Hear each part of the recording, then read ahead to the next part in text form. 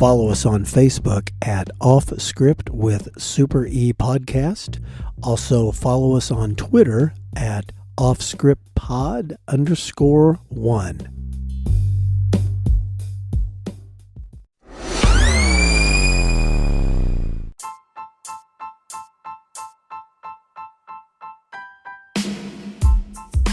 Off Script with Super E recommends listener discretion, as these real but sometimes uncensored stories can be filled with mature content.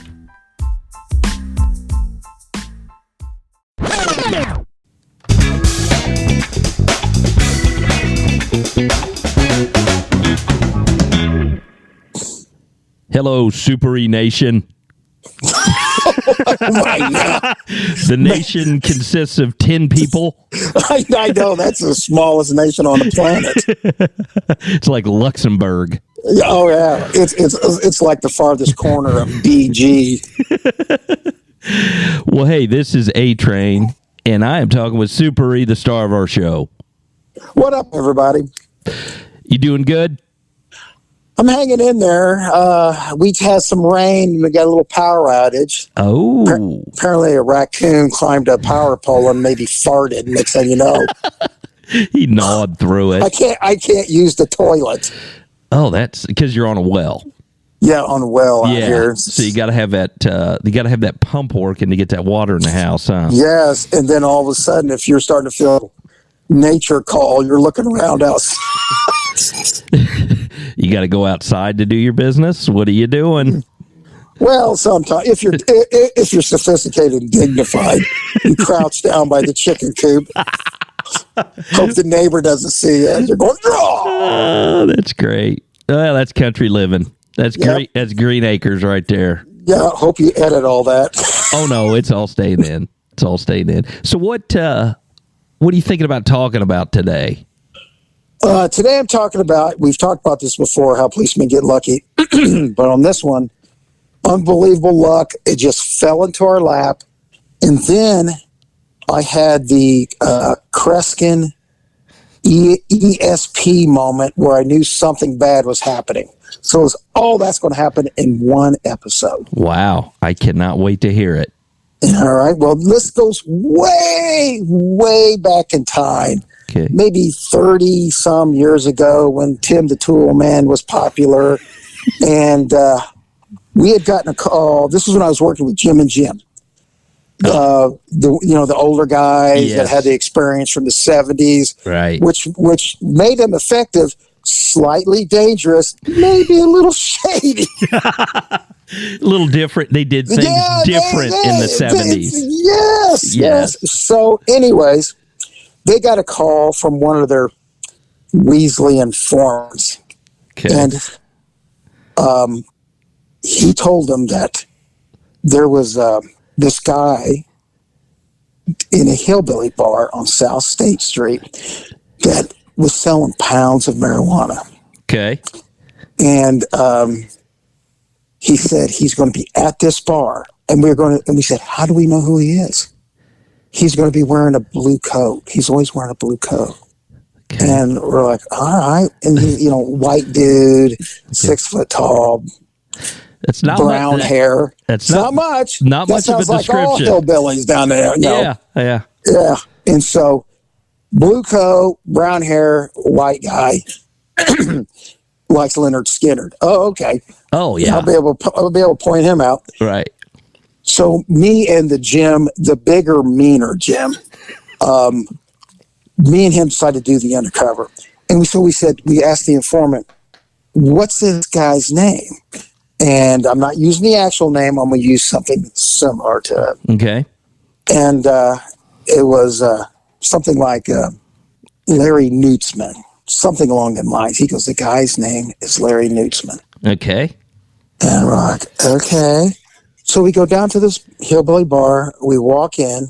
So we're thinking, guy in a blue coat, blondish hair, 6 foot tall, 200 pounds. We look in the bar. Every hillbilly in there, 6 foot tall, 200 pounds, wearing a blue coat, humming Freebird. Like, geez, what the hell, man? we're looking around, and luckily Jim was wearing a Notre Dame shirt. Okay. This guy comes out of nowhere as we're sitting down thinking, how in the hell are we going to figure out? There's at least 30 guys in here all matching the same description. What are we going to do? Well, this is probably going to fizzle out. The guy walks up, looks at Jim wearing his Notre Dame shirt, goes, hey, I like your shirt. Jim looks down and goes, yeah, you like Notre Dame? He goes, yeah. He goes, by the way, my name's Larry Nutzman. Oh, my God. And we look at each other, and I go, my name's Ray. He goes, my name's Jim. And he goes, what you boys doing? We're meeting some girls, but they want some dope.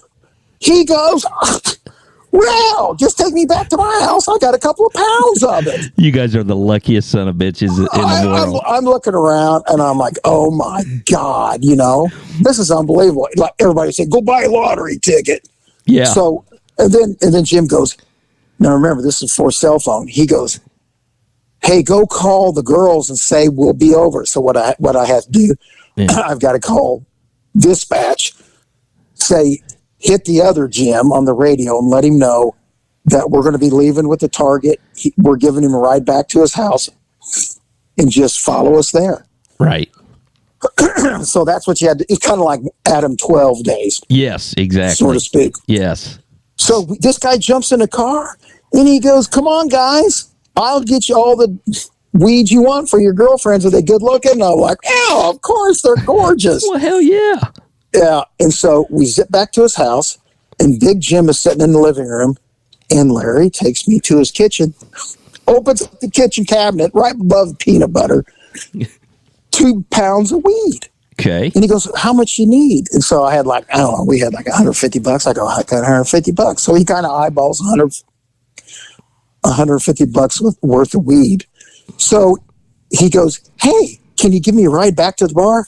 No problem, which makes it easier on us. Yeah. Because we pull out of the driveway, drive 20 feet, woo, and we get pulled out of the car, all of us, like we're being arrested. Right. They cuff me, they cuff Larry. They don't have enough cuffs for Big Jim, so he pretended like he had cuffs behind him. Uh-huh. And they take us back to the house to do the big interrogation. Yeah. The guy does a consent to search. Yeah. And here's what he says. I felt so bad about this. He goes, hey, this was what Larry said. He goes, hey. He goes, don't lock up my friend Ray. He had nothing to do with this. Oh, no. And I'm like, what a nice guy. I felt like a huge prick. And I'm like, oh, my God. So he takes him back. And then, so I'm sitting there with my handcuffs behind me. Yeah. Big Jim is sitting there in a chair with his handcuffs. Well, he had no handcuffs. Right. He had just had his hand pretending. Handcuffs. Well, they called some reserve. They said, hey, we need backup over here. Some reserve officer. These are just regular guys that volunteer. And on the weekends, they would ride around in the car by themselves. So he had no idea what's going on. Well, he shows up, and he doesn't know that me and Jim are policemen. Oh, God. So as soon as he walked in, the detectives go, watch these two. So Larry's in the kitchen talking to the Jim and the other guys helping out, telling about pointing the weed out and everything. All right. And so this reserve guy is acting all tough, mean mugging us, twitching his little trigger finger like, you guys better just sit there and don't do anything. And I'm like, okay, I'm not saying a word. So Big Jim is looking at him.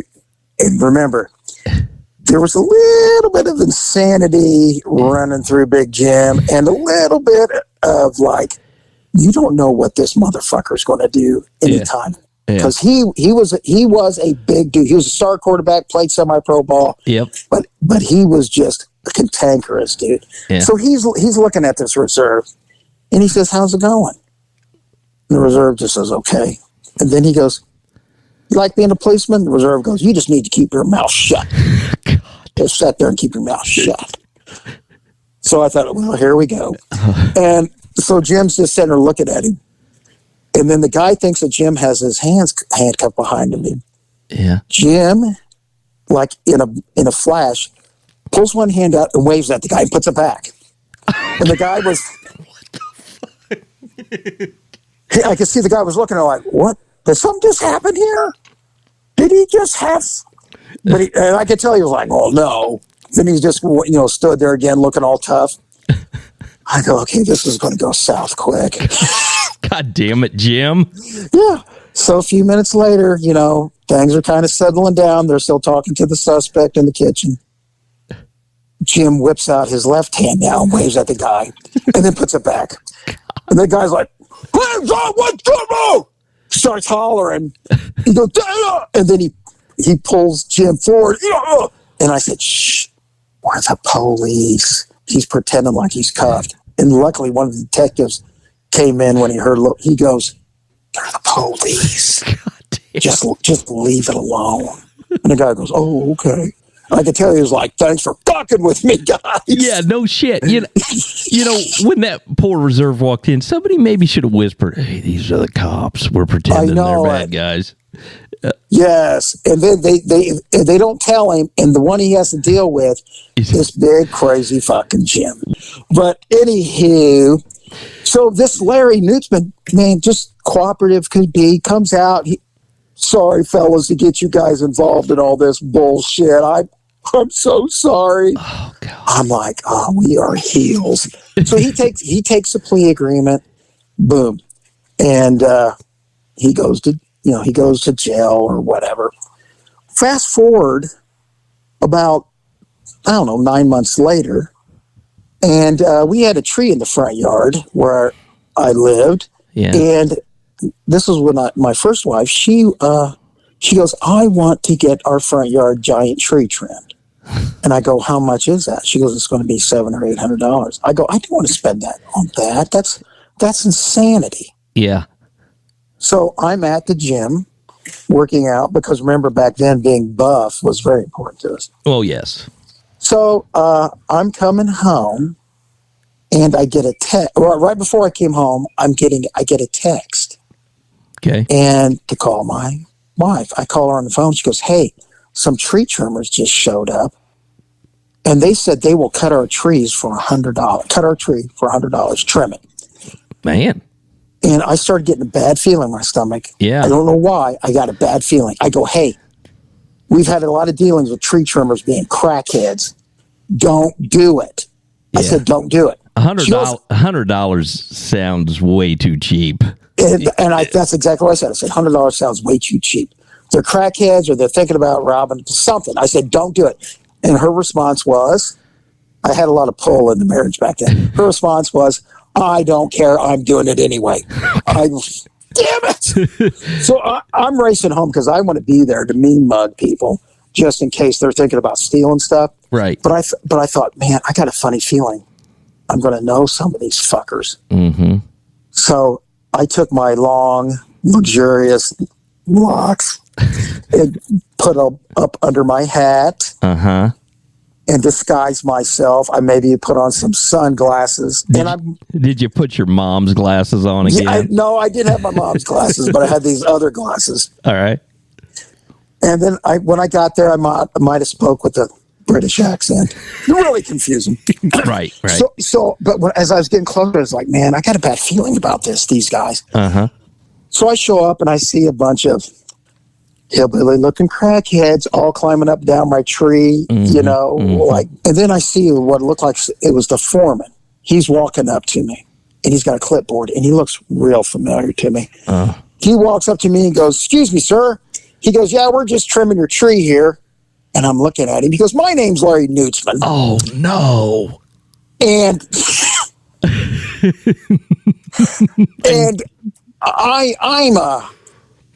I'm trimming your tree, but I got to prove that I'm working right now because I'm on work release. I got caught selling some weed to some undercover guys. Oh, my God. Like a dumbass. Yeah.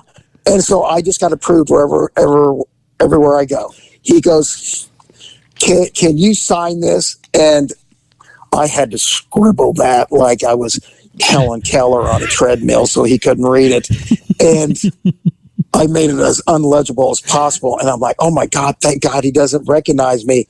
Thank God I incorporated the British accent. Yes, exactly. And I couldn't believe it. It was not, it was like 6 or 7 months later. The dude, they immediately put him on work release, and he's in my front yard. Oh my God! Yes, because I know if I would have shown up looking like I normally do, he would have instantly recognized me. Exactly. So you don't think he recognized you? No, he did not recognize me because because it didn't happen much. But when people that I had dealt with see me like at the mall or whatever, they would say, "Hey, I saw you at the mall, man. I immediately picked you out." I said, well, I'm just glad you didn't see me at the crack house. You can see me at the mall. I had a similar situation, had some carpet layers in, and there was this one guy, and he was looking at me, and I was looking at him, and I am positive I had run into him on the street, but neither one of us, I don't think, made the complete connection. But yeah, he was like, just eyeballing me like, I think I know you. Yeah. Yes. Yeah. And see, that's your biggest, especially when you do undercover work, that's your biggest fear when they know where you live. Exactly. Yeah. And this is before, of course, this is before Google and stuff. Before what? Google. Explain that. Well, you know how, you can look up address. You look up people on Google, and they'll tell you where they live. Google. I thought you said Dougal. I was like, what the hell is? Thinking, what the hell is Dougal? I said, you see him living in a cave. He doesn't know what Google is. A-Train doesn't know what Google is. Oh my God, that's hilarious. What is this? What is this Facebook you're talking about? This book face. What is this?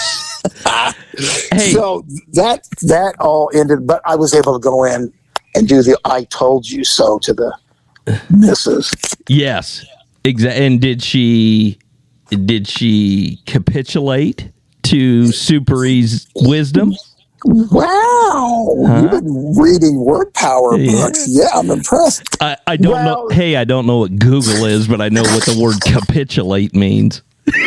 Yes, and you used it in the correct sense. Yes, well, thank you. She gave me a little bit of like, okay, I see your point, but it was fleeting. I want to ask you a question, because there's been a couple incidents where you've talked about, having premonitions, like when you had a premonition that you were going to get shot that day, and some other things where it's almost like, Super E might be Kreskin, because he has these, intuitions of what's going on or this and that. Do you think that you have psychic ability, or do you think it's just experience from working the street?